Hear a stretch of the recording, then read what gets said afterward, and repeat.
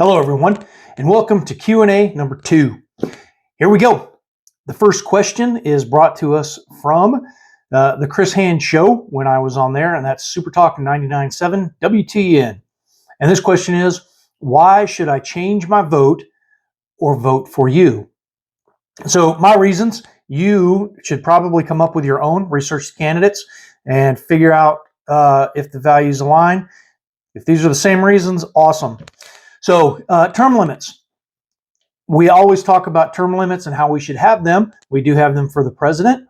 But interestingly enough, when we put that in place, Congress decided not to put term limits in for themselves. Fact of the matter is we do have term limits for the Congress every 2 years. And this is the year for change. Mr. Desjarlais, or Congressman Scott Desjarlais, has been there since 2010. And I would say he's done a fair job, but leading into the next one is the voting record. Some of the recent votes I really don't care for, and it's trending back and forth in a manner that is, we need someone new to stand on the principles of no deficit spending, closing the border, and stand in the line. We've got to do those things. So there we go. And the next one is showing up to vote.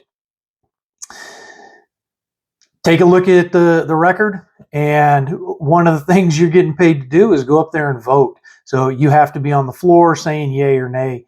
And from what I have seen, Congressman Desjarlais misses. He's got one of the highest missed rates, even for this Congress. So that's part of the deal, is showing up to work. So there's that one. And then being accessible in the district. So I called this week. They were on break. And I called the DC office, so maybe there's disconnect. Maybe I need to, or I will, call the local offices.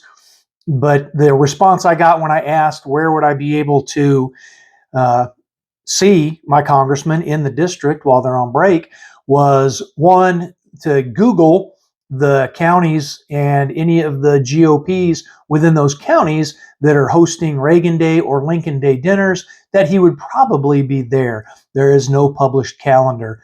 To me, that's wrong. That's you should have a published calendar. Now, I get you're probably not going to go to every district, and you should have a set schedule to meet with folks. And there are places out in the district that have monthly meetings. I went to some of those, but same deal. You're meeting with a rep from the office, when I think at least 3-4 times a year. I mean, quarterly at least, to be able to go see our rep out in the district. So that is how I will do it, at least quarterly, to be in the district so we can face to face. That will be, to me, that's reasonable. So those are 3 reasons. I have some more I could go on about, but like I said, figure out, why for yourself, if you should still vote for him. I said term limits, voting record, and showing up to vote. That's why I would say. So question number 2, where are you coming from? And this question, I was out in Giles County doing a thing out there for their meeting, and that was asked of me. And my answer on the spot was, I'm coming from home. That's just kind of how it hit me. But the question that was being asked was basically my background.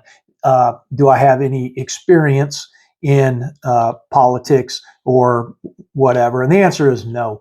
I do, however, have a lot of experience in leadership. 20 years as a non-commissioned officer in the Army. I served as a short time as a police officer, in just other jobs. I was a property manager within the VFW. I've been the quartermaster, very active in that stuff, volunteer stuff.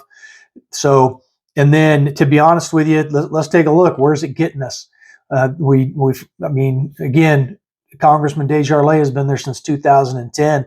And since I looked at it, 2012, at that point in time, our national deficit was $14 trillion. At this point in time, as I record this video today on the 6th of April, we're sitting at $34 trillion. So, and it's only getting worse exponentially. So what we've been doing is getting us what we've been getting. So back to the term limits, somebody with some new ideas maybe, or just ask the questions, and why are we doing things the way we're doing? Let's get back to maybe a simpler time, and where even outside of that, we are spending within our means and not leveraging our futures and our kids' futures. So there we go. Now we get some softball questions, I guess, if you will. This is from Larry Jones. He asked these on Facebook, and you can see them on there too. Where were you born? I was born in Mesa, Arizona. High school I graduated from, and this to me sounds like we're trying to steal identity, but this information is actually all there for you to find. But it was asked, so I will answer them. I graduated high school from Mayer High School in Mayer, Arizona. I was born in September of '71. Again, dig if you want to find the date. You should see how dedicated you are. Post down and tell me what day. My first job. So that one, unless you count picking up our mower and going out and mowing lawns as an entrepreneur, a young entrepreneur trying to get candy money or whatever nonsense I was buying. My first job as an adult was the Army. I joined at the very beginning of my senior year, went into the delayed entry program, and then in July of '89, I shipped for basic training and served continuously on active duty until I retired in April of '14. So there is that. First job. So next is number of children, and there are four children, and then just so there's no questions about it. We are a blended family, so 2 of those children are biologically mine. 2 of those came with my wife Cindy. So, but I do count them as my own. Next question: number of wives. The first thing that popped into my head was 1. But I believe what Larry is trying to ask here is how many times have I been married? And then the actual answer of this is 3, but I did marry my daughter's mother 2 times. So there is that. But I am currently married, and I only have 1. Have I ever been arrested? Yes, I have. 1 time as a juvenile, and then 1 time as an adult when I was 21. Since I was 21 years old, I have not been arrested. And after that arrest, the Army saw fit to provide me or grant me a secret clearance. And then that was disclosed when I hired for the Prescott Valley Police Department, and they opted to hire me there too with a background check. Funny story, or interesting. I disclosed that there, and that one can't even be found on my record. So there is that. And the last one, I've heard this, but most recently was the podcast for Ghost Ring Tactical will be coming out soon, and I was asked this question on there as well. But the question is, what would make us think you will not become corrupted like the rest of them? And to answer that, I will just stand on what I have done and what I've been through up to this point. I've been in positions to be corrupted, if you will, and I have those 20 years of being an NCO, and part of an evaluation report is integrity, and always successful or excellent in those blocks. So I will stand on that. And on the other side of that, every 2 years, if you feel I've been corrupted or I am that I'm not the guy anymore, then run against me and vote me out. That's how the system works, and that's how it should work for everybody. And that's probably what we should be doing for a lot of our representatives that are sitting in the House of Representatives right now. So that's how we get it back, is we change people out and new looks at things. People that are ready to get after it. This is, to me, a deployment. I'm deploying to Washington, D.C. to secure our borders, to fix to do what I can to fix a budget, at least get us down to not spending more than what we make, and our rights, our Second Amendment. My ultimate goal will be to repeal the 1934 National Firearms Act and the 1968 Gun Control Act, which are both infringements on our rights and unconstitutional, amongst other things. Those just happen to be 2 hot button issues. So there we go. If you made it all the way through, if you have other questions or you want some follow-up, drop it in the comments below. And if you are convinced and want to get on board with it, please contact us, Thomas E. Davis for Congress.com. You can catch me on the Facebook, on the Insta, and those are Tom Davis Tom Davis TN4. And then where else? I'm on the X Machine, which that one should be Tom Davis TN4 as well.